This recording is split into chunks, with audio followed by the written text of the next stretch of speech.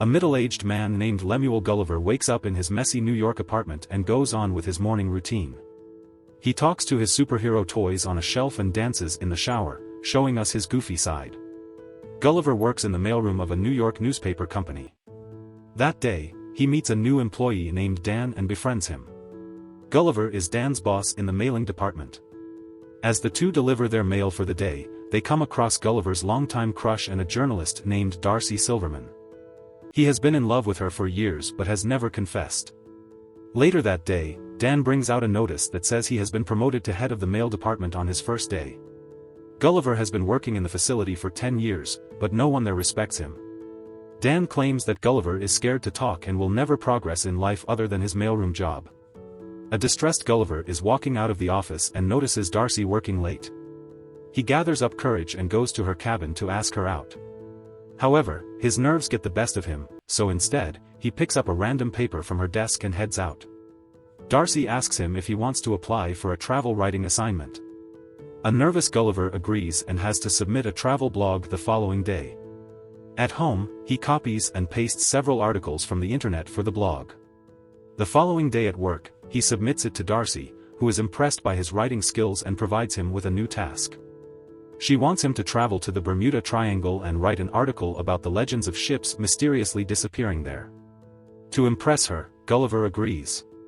Darcy arranges a contact and a boat for him. Gulliver flies to Bermuda the very next day, where he is picked up by a man. He takes Gulliver to a rented boat and shows him how to use it. The journey is pretty simple as the boat is automated. Gulliver finally sails for the Bermuda Triangle alone in the boat. For the first few hours, he enjoys himself by reading How to Build a Robot magazines and drinking several cans of Coke. He soon falls asleep. Sometime later, he wakes up to a massive wave in front of him. A sea storm hits, and he quickly puts a life jacket on. The boat shakes vigorously in the water. Gulliver turns around to see an enormous sea tornado coming his way. Gulliver, with his boat, is sucked on top of the tornado, then right into its eyes. The screen goes black. When Gulliver opens his eyes, he cannot move his body. He looks down and is surprised when he sees some tiny men standing on top of his chest. Their leader introduces himself as the Commander Edward Edwardian of the Lilliput. The camera zooms out, showing us a crowd of tiny people standing around Gulliver. He is pinned to the ground with tiny ropes and wood. Commander Edward calls Gulliver a beast. A confused Gulliver yells in fear and breaks free from the ropes easily. Thinking that this is a dream, he tries closing his eyes. Edward orders his soldiers to bring the beast down. The soldiers attach their hooks to Gulliver's pants and make him fall unconscious. When he wakes up, Gulliver finds himself tied to a cart and being pulled into the kingdom of Lilliput. The tiny civilians come out of their houses to get a look at the beast. He is pulled into the royal palace and presented to the king of Lilliput, King Theodore. The king's daughter, Princess Mary, pities Gulliver and asks Edward if the restraints are necessary. Edward claims that Gulliver is a spy from their enemy kingdom, Blefuscia. Gulliver finally speaks and asks the king where he is.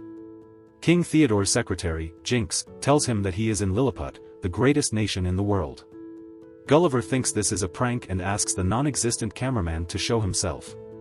In the following scene, we see Gulliver imprisoned inside a cave. He meets a fellow prisoner named Horatio, who was sentenced to life by Edward for trying to court Princess Mary. The two are approached by Edward again, who listens to them, referring to him as lame ass. When an angry Edward threatens to imprison them for life, Gulliver claims lame ass means someone who is brave. Happy with the answer, Edward takes both the prisoners to a field to plow it with the help of Gulliver's strength. He restrains Gulliver with a machine. Just then, 2 rings of a bell are heard from the palace, indicating that Blefuscia has attacked. They are trying to kidnap Princess Mary and have started a fire at the palace. Edward quickly runs to the palace and orders everyone not to save the princess, as he wants to be the one to save her. But Horatio asks Gulliver to do it because Edward can't reach her on time. Gulliver easily takes the Blefuscian soldiers down and saves the princess. But the king and his secretary are stuck in the fire. Gulliver, in a hurry, urinates on the building. Everyone claps for him when he stops the fire and saves King Theodore. The king removes him and Horatio from imprisonment and thanks Gulliver for his bravery. He also invites everyone for a feast at night to celebrate the occasion. Edward is furious to see someone else being praised for their bravery. At the feast, the king asks Gulliver where he is from, and he answers he is from Manhattan. The people assume that Gulliver was the president of Manhattan as he is the bravest one there. Gulliver feels like a hero for the first time in his life, so he fabricates the story, claiming he was known as President the Awesome. Everyone believes him, except for Edward. The following day, the people of Lilliput build a massive home for Gulliver with all the facilities he couldn't get when he was in New York. The king sends a search party to look for his washed-up boat at Gulliver's request. Gulliver also makes them build a theater to fit everyone in the kingdom. Then, he shows them a drama of the sinking Titanic, claiming it to be the story of his life. Everyone is amazed by the tragic life that he has had. Edward inquires how he was saved after drowning, and Gulliver claims that he was resuscitated. Later, Horatio asks Gulliver to help him impress Princess Mary, and Gulliver agrees. The two go to the palace, and Horatio approaches the princess. A hidden Gulliver recites the lyrics of the song, Kiss, making Horatio repeat it. By the end of it, the princess starts to fall for Horatio. But she is called by Edward, who has come to court her. The two have been destined to get married as Edward is the bravest of the kingdom. Princess Mary isn't fond of Edward, but she cannot seem to get rid of him.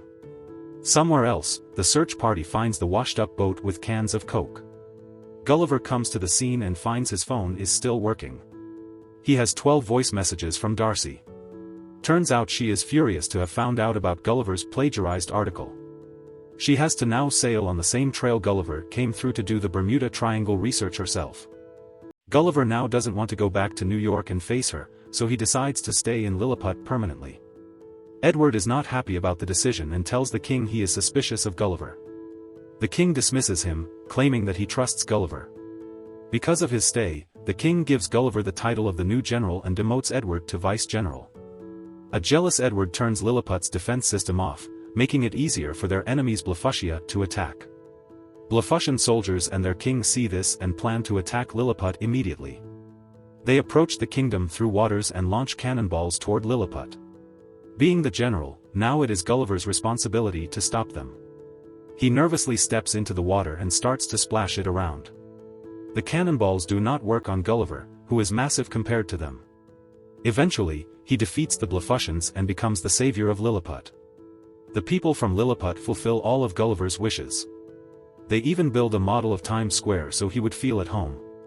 They change their clothing to match that of Gulliver's. Soldiers are appointed to cut his hair and give him massages. One night, Edward barges into the princess's chamber. He claims that it is his right to come in any time because he courts the princess. The princess finally reveals that she doesn't love him and doesn't want him to court her anymore. An angered Edward leaves for Blefuscia to ask for help from their king. Edward's men have found the Build Your Robot book Gulliver had on the boat. The Blefuscian king agrees to help him build a robot using the book to battle Gulliver. Some days later, Gulliver is at the model Times Square when the bells of the palace ring, suggesting an invasion. Gulliver gets ready to battle tiny people but is surprised when a huge robot being operated by Edward stands in front of him. Edward challenges him for a duel. Gulliver has no way out but to accept. He tries to push the robot, but it is way stronger than him.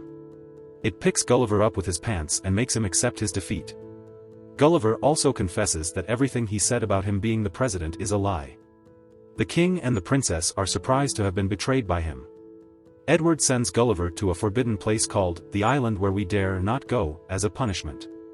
When Gulliver is left there, he is picked up by a giant little girl.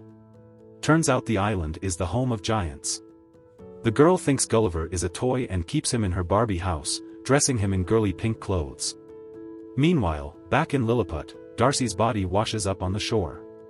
Gulliver had told everyone that Darcy is his princess back home, so Edward recognizes her and imprisons her. She meets King Theodore and his queen in prison, who have been captured after Gulliver's defeat. Horatio sees this and decides to travel to the Island Where We Dare Not Go to get Gulliver back. He is minuscule on the island and manages to reach Gulliver safely. The little girl's dollhouse also has a skeleton of a dead U.S. Air Force pilot. Gulliver uses the parachute to escape and fly back to Lilliput. He first goes to meet Darcy in the prison and confesses that he has a crush on her. She forgives him for plagiarizing the article and seems to be opening up to him. Gulliver has decided to challenge Edward for a duel. He doesn't want to prove his bravery anymore but genuinely wants to help Lilliput. The following day, the two stand before each other ready to battle. Gulliver wants Edward to give the kingdom back to King Theodore if he wins. But if he loses, Edward will destroy the kingdom altogether. The two fight, and Edward overpowers him within seconds. Horatio runs to help him and manages to get inside the robot. He defeats Edward from inside, eventually depowering the robot. After that, Gulliver easily manages to defeat it, and the crowd erupts in cheers. Even Darcy celebrates the win. Because of Horatio's bravery, he is provided permission to court Princess Mary. The two finally kiss. But just then, Edward, who has reached the point of insanity, takes the princess hostage, but the princess, finally having enough of Edward, beats the traitor up in frustration. Darcy then kisses Gulliver for the first time. The Blefuscan king and Theodore are about to initiate the war again, but Gulliver stops them. He successfully helps to make peace between the rival island nations by reciting Edwin Starr's War, and finally, he, along with Darcy, return to New York City on their repaired ship. Cut to a few weeks later, Gulliver has left the mailroom job and is a travel writer now. He and Darcy are in a happy relationship. Gulliver has just completed a travel assignment, and the movie ends as the two walk out of Darcy's office while holding hands. Subscribe for more videos like this, turn on notifications, and leave a like to help the channel out. Thank you for watching.